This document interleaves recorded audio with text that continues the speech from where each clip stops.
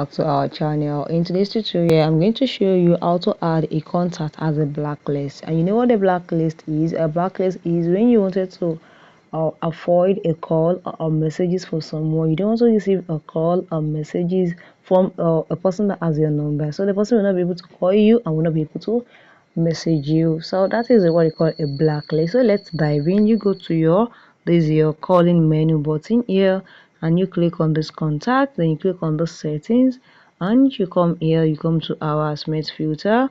Then this is it. You can block any number here, you can block or hide your numbers, and this is your blacklist. Now click on your blacklist here, and this is it. So I have just one blacklist on my phone here. So I want to add another one. Just click on this plus menu button here, and you can add a number. Just put the number you wanted to add as a blacklist. Is it?